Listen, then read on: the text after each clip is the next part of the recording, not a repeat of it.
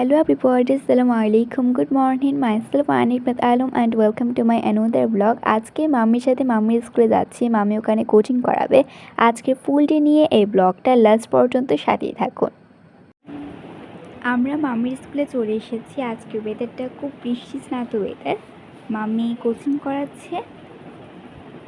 আমি এখন আমার ম্যাথগুলো কমপ্লিট করে নিচ্ছি। কিছু সৃজনশীল আছে সেগুলোই করছি যেহেতু সামনেই এক্সাম। এখন আমরা ইন্টারন্যাশনাল ইনস্টিটিউটে আন্তর্জাতিক বাণিজ্য মেলায় এসেছি রিক্সা করে। আমরা টিকিট কেটে মেলার ভিতরে ঢুকেছি। গ্রাউন্ড ফ্লোরে ইন্টার সাইডে প্রচুর শোপিস ছিল, মাটির তৈরি, অ্যালুমিনিয়ামের তৈরি। আমরা বেশ কয়েকটা কিনেছিও, আমি আপনাদের পরে কোনো ক্লিপে দেখিয়ে দিব। আরও ছিল কসমেটিক্স, জুতো, ব্যাগস। এটা সেকেন্ড ফ্লোরের একটা থাইল্যান্ডের শপ ছিল। এখান থেকে তেমন কিছু চয়েসেবল হয়নি। দেন আমরা একটা চুড়ির শপে এসেছি।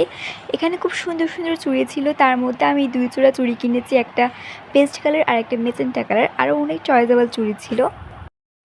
আমরা থার্ড ফ্লোরের ফুড কোর্টে এসেছি। এখানে অনেক ধরনের অ্যাপেটাইজার ছিল। তার মধ্যে আমরা দুজনে 2 পিস সিঙ্গারা নিয়েছিলাম।